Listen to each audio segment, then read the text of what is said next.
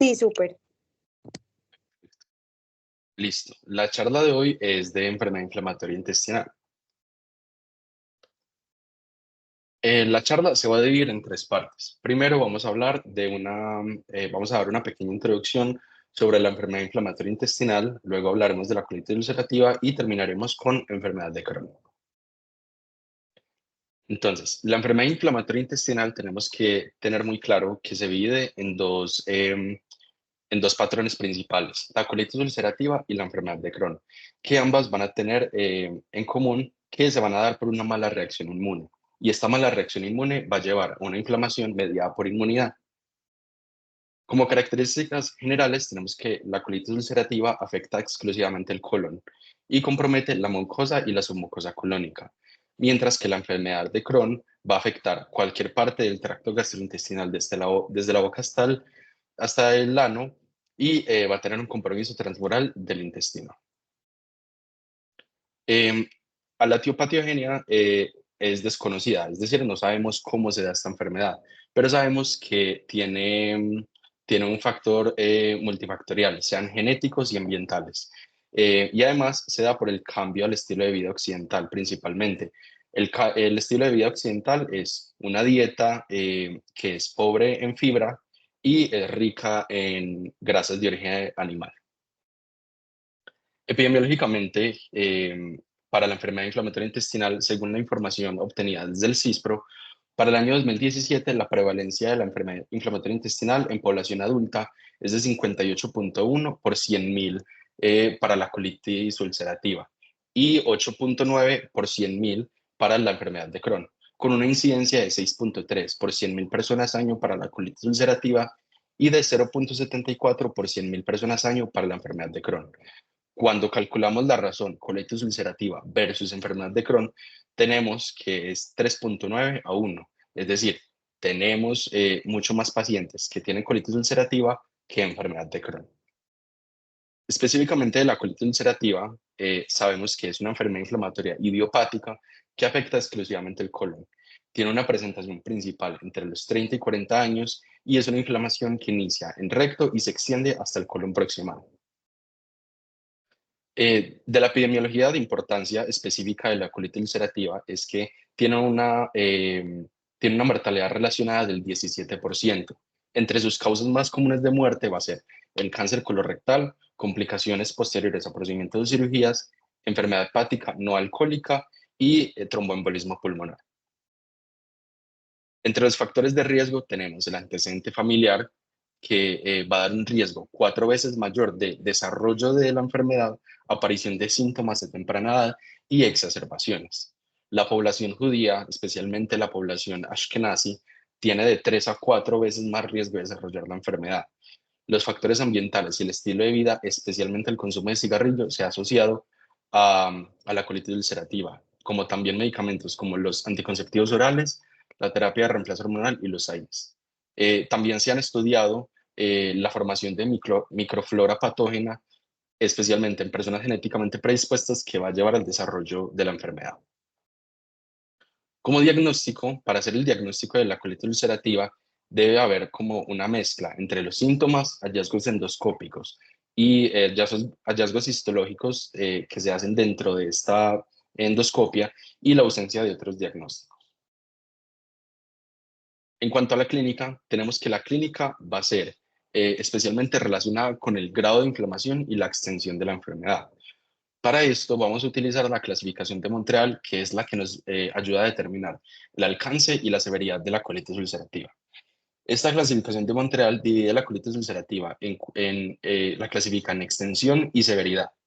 Entonces, para la extensión la divide en E1, E2 y E3.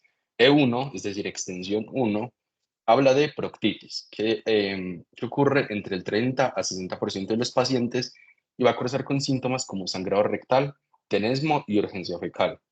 La E2, que es colitis del lado izquierdo, que ocurre en el 16 al 45% de los pacientes, que cursa con proctitis, más diarrea y dolor abdominal.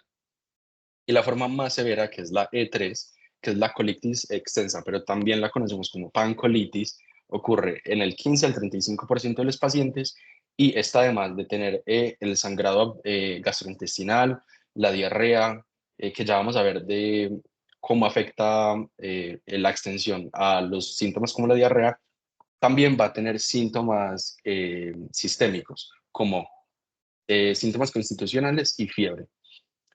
También es importante tener en cuenta que en el 15% de los pacientes puede aparecer una complicación llamada el megacolon tóxico, que en definición básicamente es que el colon va a tener una dilatación extrema que incluso puede resultar en sangrado severo o perforación. Para hacer el diagnóstico del megacolon tóxico se puede tener, pues se tiene las imágenes radiológicas, especialmente la radiografía, y también es necesario, pues, como definición, que el paciente esté tóxico. Incluso puede cruzar con una sepsis de origen gastrointestinal. La otra parte de la clasificación de Montreal es la severidad, la clasificación de la severidad, que se divide en S0, que es remisión clínica, es decir, paciente asintomático; S1, que es leve, que es menos de 4 deposiciones al día; S2, moderada, de 4 a 6 deposiciones al día más una toxicidad leve; y S3, que es la severa, que es más de 6 deposiciones al día más otros compromisos sistémicos. En cuanto a los laboratorios, los vamos a utilizar de forma que nos confirme, estadifique y nos predicte, perdón, el riesgo de una enfermedad grave. Entonces, básicamente, pues de forma básica, vamos a pedir un hemoleucograma, una función renal y una función hepática. Además, vamos a pedir una albúmina, que la hipoalbuminemia va a ser un predictor de colectomía.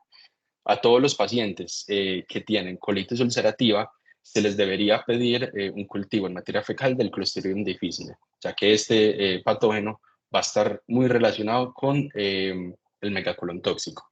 El PCR y el BSG, que nos ayuda como a determinar ese compromiso sistémico, y la calprotectina fecal, el cual es un estudio que tiene un muy buen valor predictivo negativo, ya que si el paciente no tiene, no tiene detección de la calprotectina fecal, se dice que tiene un menos de 1% de posibilidad de tener una enfermedad intestinal inflamatoria.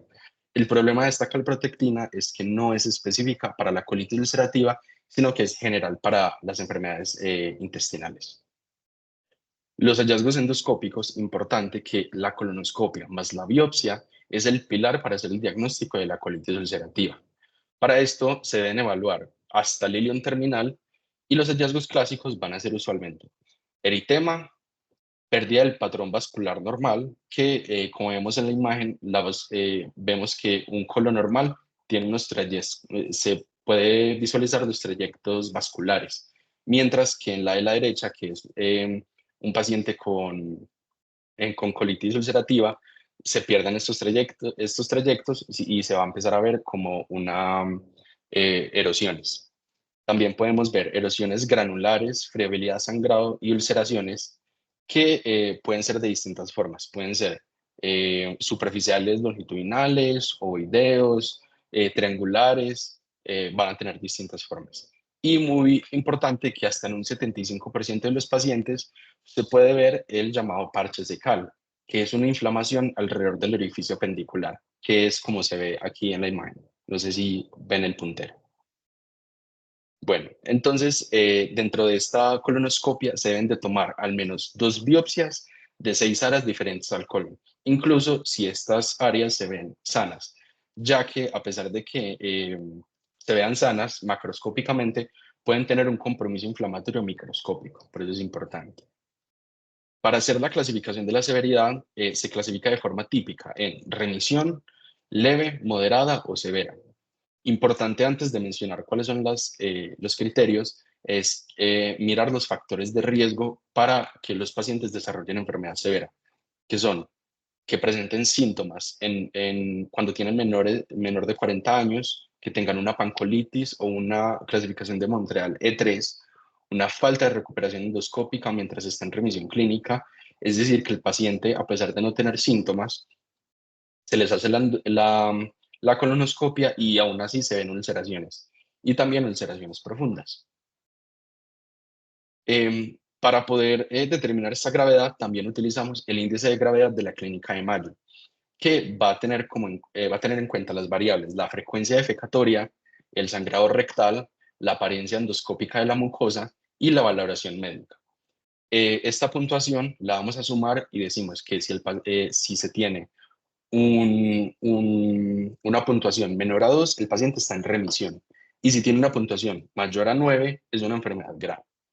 Otra escala que ya la habíamos mencionado, que es la escala de Montreal, ya habíamos dicho que nos dividía en S0, remisión clínica, es decir, un paciente asintomático, S1 leve, S2 moderada y S3 severa, que son más de 6 deposiciones al día con sangre, una frecuencia cardíaca más de 90 por minuto, una temperatura más de 37.5, una hemoglobina de 10.5 y una BSG o PCR aumentada.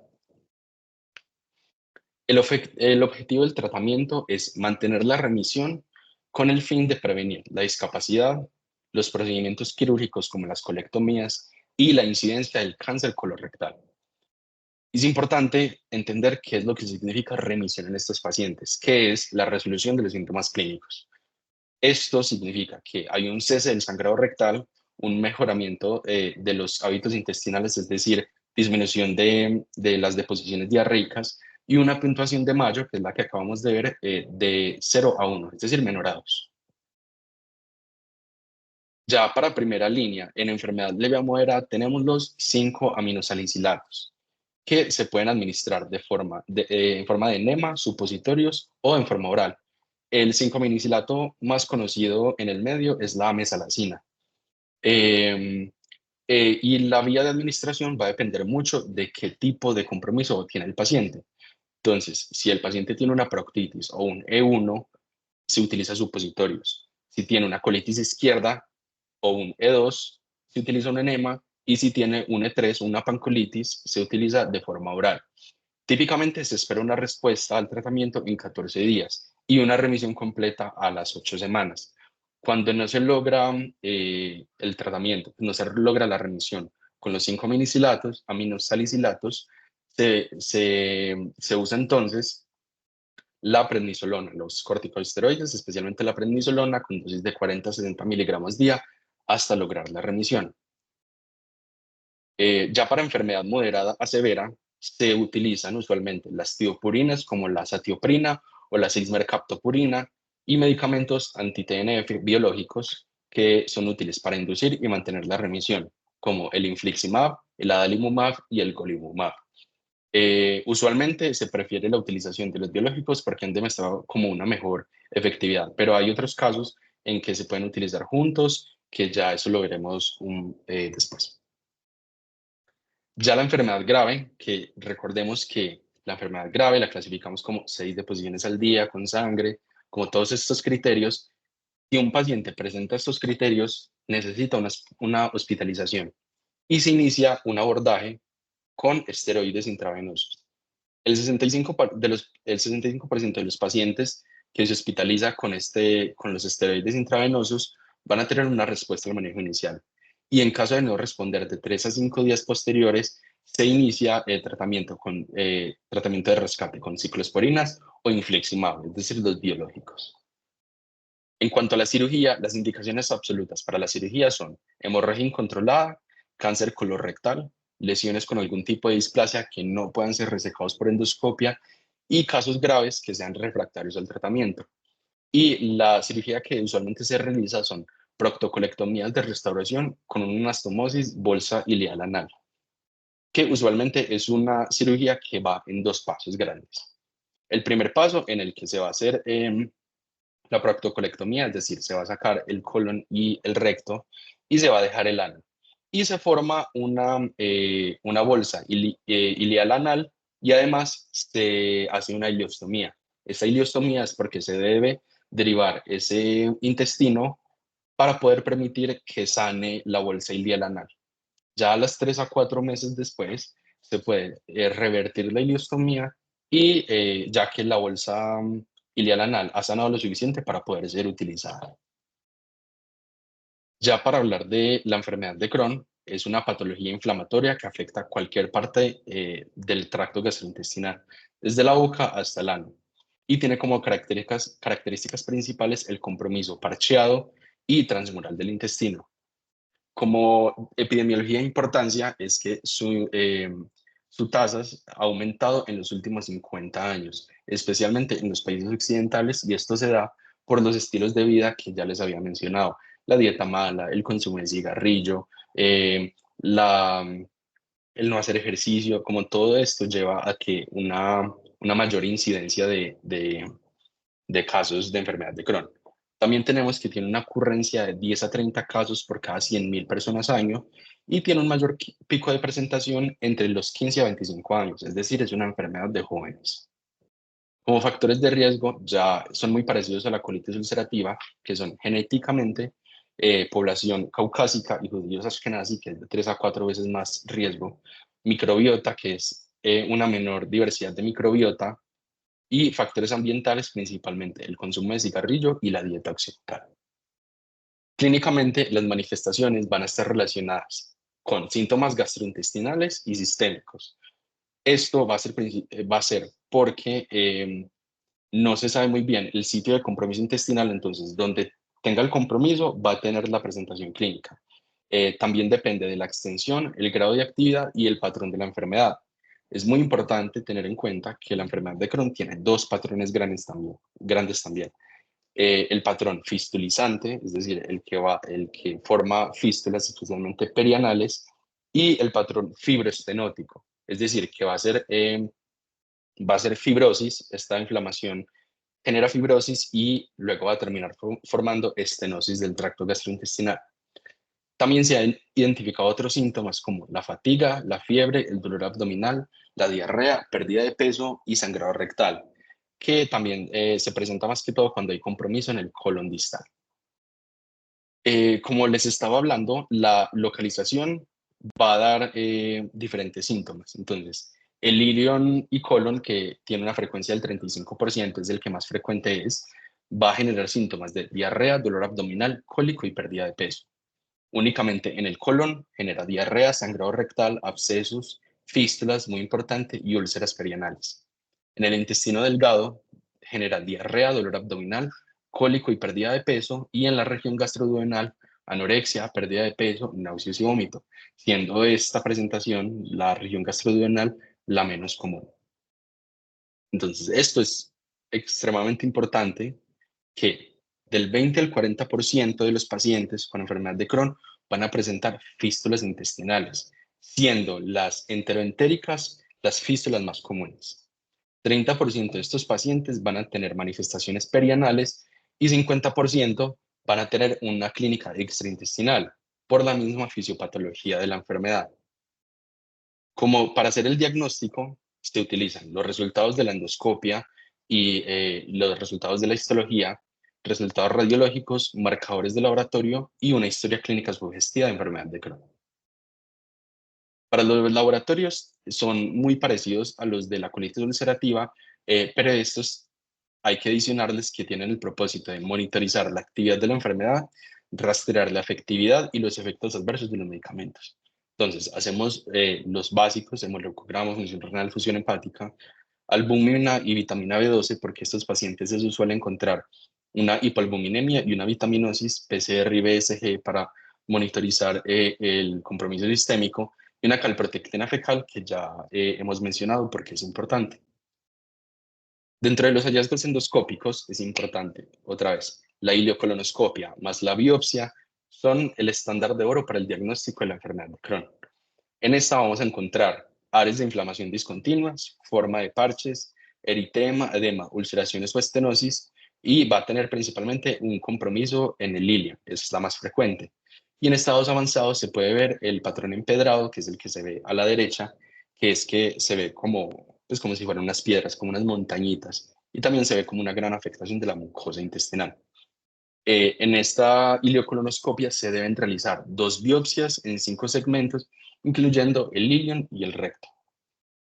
Las imágenes, importante tener en cuenta que los estudios imagenológicos son complementarios de la endoscopia, es decir, se realizan una vez ya se haya tenido como un diagnóstico de enfermedad de Crohn, y se utilizan para saber la localización, extensión, grado de actividad inflamatoria y presencia de complicaciones como la estenosis, en el caso del patrón fibroestenótico, fístulas en el caso del patrón fistulizante o abscesos, que también son muy comunes. Y la enterorresonancia magnética y la enteroTAC son las técnicas ideales de imágenes. Para la clasificación de la enfermedad de Crohn tenemos la clasificación de Montreal, que la divide en edad de diagnóstico, localización y comportamiento. Comportamiento siendo no estenosante, no fistulizante, estenosante, fistulizante y presencia de enfermedad perianal. Recordar que la localización suele permanecer estable en la enfermedad de Crohn, más el patrón puede evolucionar, es decir, puede iniciar como un patrón inflamatorio simplemente y luego terminar con una estenosis o una fístula. Es decir, la enfermedad puede evolucionar. Para definir el grado de actividad se utiliza la Crohn's Disease Activity Index, que es un índice que a partir de 8 variables nos va a dar una puntuación y nos permite saber si el paciente está en remisión o es una actividad leve o severa. Y se utiliza con, por ejemplo, con el dolor abdominal. 0 si es ausente, 1 si el paciente refiere dolor leve, 2 si es moderado y 3 si es severo. Supongamos que el paciente dice que tiene un dolor severo, entonces 3, luego se multiplica por el factor, que sería 5, entonces 15, y cada uno de estos nos va a dar un número. Si sumamos esos números, decimos que si tiene un CDAI menor de 150, el paciente está en remisión, o si tiene un CDAI mayor de 450, tiene una enfermedad severa, con actividad severa. Para el tratamiento médico, el objetivo es suprimir la actividad inmune con medicamentos ahorradores de esteroides, que son los biológicos o inmunomoduladores, y esto se va a realizar por medio de 2 fases. La inducción, que es suministrar dosis altas hasta lograr remisión, y el mantenimiento, que es suministrar dosis bajas con medicamentos, como ya dije, sean biológicos o inmunomoduladores, para mantener la remisión ya inducida.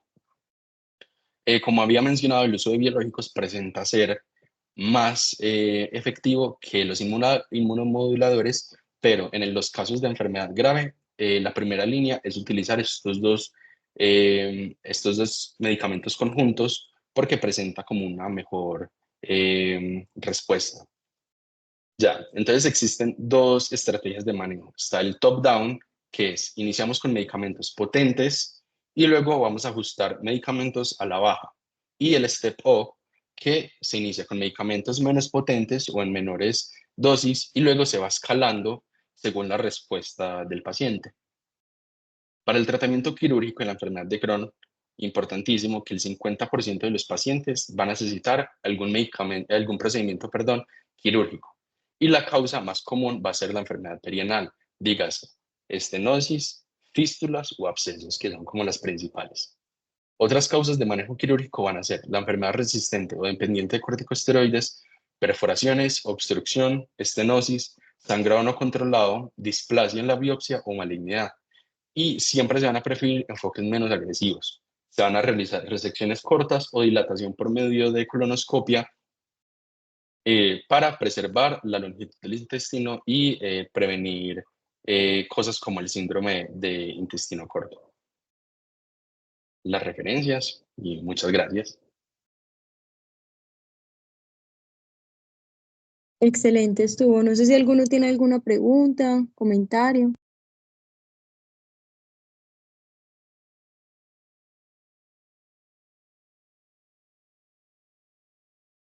La verdad, preguntas no, pero sí decirle a Kevin que estuvo excelente, estuvo espectacular la charla.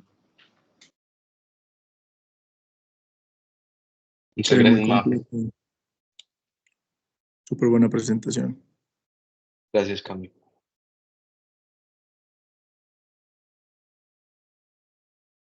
Muchas gracias.